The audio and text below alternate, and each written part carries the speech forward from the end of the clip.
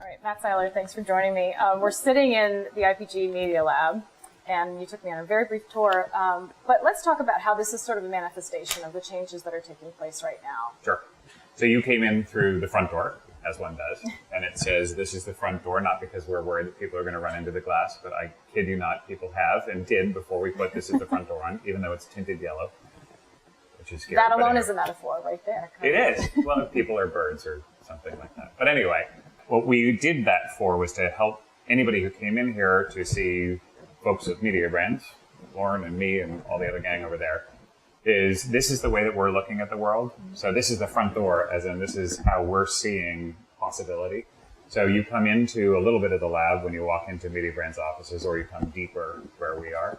And there are people in here every day. This place is packed. So there are clients coming in, there are partners coming in. As we talked before, there are almost 500 media or technology-based companies that we have vetted that are sitting underneath this, and 50 of them are on display at any given time. So they're in here a lot too.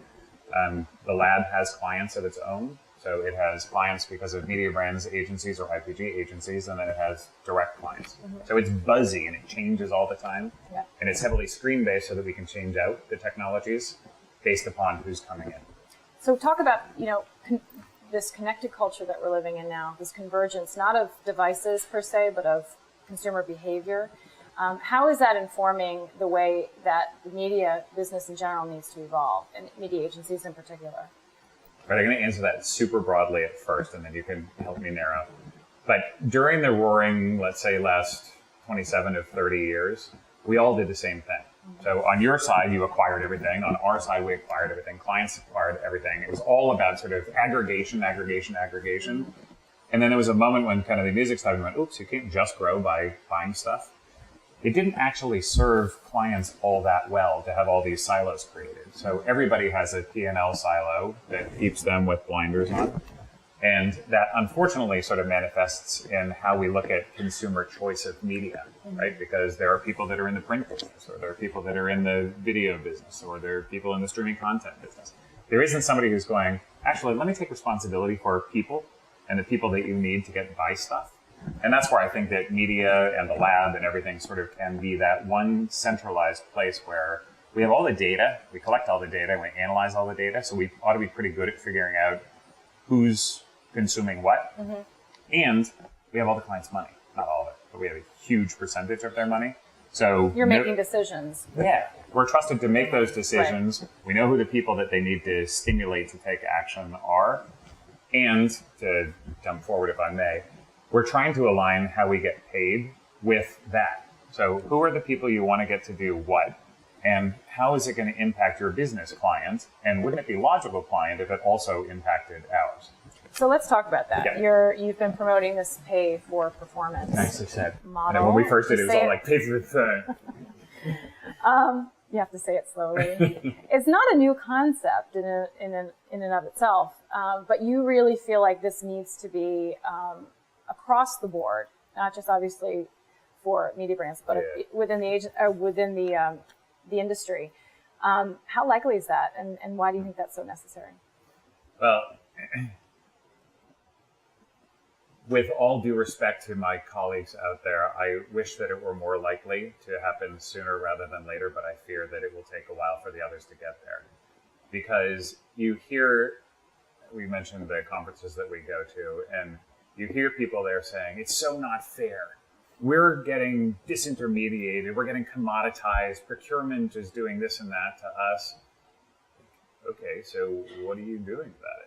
You get commoditized if your product is a commodity, and you get paid less if you can't prove that you actually have any value. So what we did 2 years ago or so, we brought on McKinsey because we have been in the advertising business, though not in the media business, for our whole career. And I was really interested in how do investment banks work? How do hedge funds work? How do the kinds of businesses that more directly align what they do with their clients' business outcome, how do they get paid? Because they get paid more than we do. Yeah. And they don't seem to be commoditized in the same way. So we had an awesome engagement with McKinsey, and we learned from things that I never would have guessed to learn from, like, when you see highways being repaved, there are those things that strip the pavement off. The way that governments used to pay for those things changed really dramatically from basically an own to lease proposition application for us. So hedge funds, investment banks, drill bits. And it was, how do you better align what you do with what clients think matters most? Yeah. So the ways that we used to get paid, commission. Here's what's wrong with commission. I will make sure that I spend every dollar of my client's money I possibly can because I get paid based on that sum of money. Well, that's dumb. I don't get to do anything really efficient or effective. Efficient more than effective.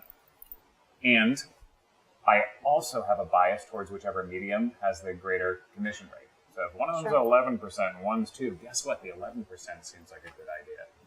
Or let's get paid based on an hourly basis, so a full-time equivalency, which means that our clients end up having to manage our business for us. And instead of having that really innovative person that comes from an industry outside of ours that can get to a better result, I need X% of an assistant media director or whatever, says client. And it also says, I need to keep the maximum number of people employed on your business in order to get paid well. Well, those are not the outcomes that clients are looking for. They're not looking to spend as much money as they possibly can or to have the most people working on their business. What they're looking for is to have the cash register ring. Which is where the lab comes in. It's where comes in, it's where Initiative comes in, DPN, Orion, it's what all of us is about. There was a great conversation last week about how our top 10 clients, as in Mediabrands, Initiative, the other networks, our top 10 clients are all up versus plan at this major point. And the question came up, like, how's that possible? You know, the world around us doesn't look like everything's up. And the reality is that we have really trained our people to think as extensions of their client's operation. They're not thinking, I'll wait for the order. I got to chef up a media plan and execute it. What they're thinking is, you've got a commitment client to growing 10%. I got to do everything I possibly can to help ensure that you do. So our spend with our clients is up because we're proving that we have greater value to our clients and that we can help them in more ways than just a media plan. Which goes to your point that you promote as well about this concept of partnership and how important it is that people, that agencies and clients, that brands and consumers, there's this shared partnership. Talk a little bit about that and how that sort of plays into this overall theme as well. Everything has to do with pay for performance, or pay for performance has to do with everything. But it's shared responsibility. Totally. Well, let me just think. If you pay me only to execute a media plan for you, then I'm likely only going to be all that interested in media or the media plan. And I think that what you think about all the time is delivery, spots and dots and all that. What you actually think, your client, if you haven't noticed, you've changed from being Jenny to client. And what you're thinking about is, how do I grow? How do I beat my competitor? What do I do about that pricing issue that I've got in Nevada or in Mumbai? If your agency is only paid to chef up a media plan, we're not thinking like that with you because you're not paying us to behave that way. If, on the other hand, you've got a pricing issue and I'm paid based on your success, I'm all over the pricing issue. When I first got into this, so I've been in media for like 7 years. When I first came in, I would say to the team where I was, so what's the creative? Where are they in the new campaign? I get these blanks. You're kidding me. You're producing communications plans and you don't even know what the message is that you're going to be sending out there? That's dumb. And that's just within creative and media. Then look at it from a in-store pricing, a packaging, that kind of stuff. So you need to very clearly understand all facets of the client's business and all the roadblocks that they're facing, all the challenges, even if it's outside of, frankly, your And it will be. purview. And that was a thing, to interrupt you, but that was a thing that McKinsey said, and some of our clients said, and some of our own internal people said was, okay, so Seiler, you want to align what we do with the client's business outcome, but we don't control all of that. So what if they do make bad pricing decisions, or what if their promotional materials crap? Well, the answer is, we got to sign up for that. They will not succeed if they aren't smart at doing all those things. We will not succeed if they are not smart as well. Obviously, the more things we control, the better it is. But at least awareness is going to give you some control over the situation. People who work on client business, make sure you know what's going on. What is the biggest pushback you're getting from clients? At the CMO level, for example, where are you having difficulty, bringing them along? It doesn't tend to be at the CMO level. The best places for making it happen are CEO, CFO, CMO next. Interestingly, procurement is probably the hardest place to sell it through, and you would think, well, procurement's all about getting the best value from the agency, so why wouldn't it be a good thing for them? And it tends to be that the simple way that we communicate this with CMOs and above is whatever your KPIs are, your key performance indices, those are ours. Procurement tends to have a different KPI, which means that they are paid their bonuses based upon how much savings they got commodity to commodity. So when you have that conversation with them, they're like, yeah, I'm not really interested. Right. When you go into the marketing or key lead positions within client, they're very much there, but for the conversation we were just having. So they can have but there's a lot of stuff that you won't be able to control. And let's say it starts going south. How can I be sure that you're still going to chef up and execute media plans well for me? Fair question. And what I always say back to them is, if your fear is that our people are going to run to another piece of business because yours isn't looking like it's going to be profitable, does that happen in your organization? Do your marketing people quit when numbers aren't looking good? No. Yeah. So if we are truly functioning as an extension of your marketing department, why would we? Yeah. I was going to ask you, how does the business need to evolve? And you've essentially just defined it. I mean, right there. Yeah. So what kind of talent base do you need to really get you there and continue to push you in that direction? Do you need more creative prowess, for example? We need everything. If we are truly to function as an extension of our client's marketing department, we have to be able to be at least on equal footing with they, and actually being proactive and being ahead of them. So not in just tell me what we need to do for you, Jenny, but rather, here's what we think we should be doing for you. So the thing that I think I love most about Mediabrands is that the kinds of backgrounds that we all have are very different from what most other media-based companies have. So I'm an ad guy. I was an account guy before I was a strategist, and then I ran integration for Omnicom. And then you have Jackie Kelly, who runs So she was on the sales side of media owners, first with Gannett, USA Today, and then Yahoo, and then Martha Stewart. So she represents very much sort of the other side of the table in helping to create awesome content. Her North American lead, so she's global, the North American lead, came from the creative agency side. She was an account person. On the initiative side, Jim Heitner, who's the global CEO there, was a client. So he was Barclays and Coca-Cola, and then he was a client on the media owner side with B-Sky-B and ITV. And his North American leader is a digital entrepreneur.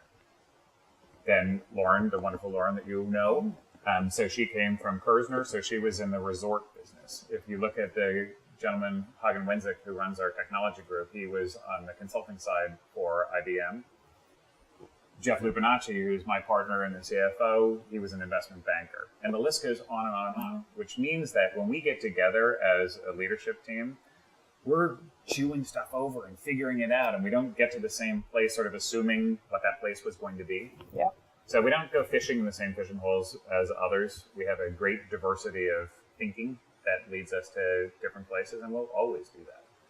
Let's talk a little bit about your other focus, which is the saving for social change concept. Can you explain that a little bit?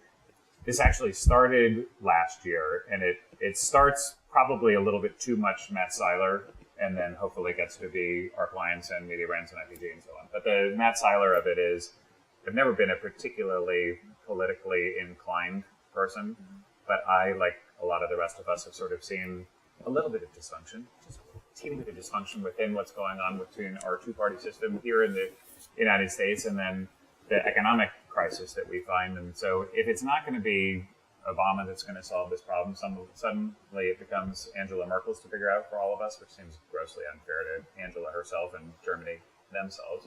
Or maybe it's China, but that doesn't seem really fair either. So somebody's got to be responsible for getting us out of this, but your spiritual guide or what have you. At the same time, there are brands, there are marketers that are actually incredibly impactful in what is going on in the world and could be taking more of a leadership role, stepping out from behind the political parties that they support and talking. So if I am big oil, why do I support a party versus another party? If I am Unilever, God bless them. You've got a clearly stated mission, which is to double the size of the business while cutting in half their footprint, lightening their load on the planet. I love that. That's in their best interest and it's in our best interest. So the for good is really for the good of business. I'm not looking to have our clients all become wonderfully altruistic and to make the world a terribly feel-good place. What I am looking for is helping us to help our clients recognize just how significant a role that they play in all of our lives, and to simplify those messages so that people get it. Why does buying a product from a company that is actually doing something to make the world in which we live a better place mean something? Why is that in your interest as well?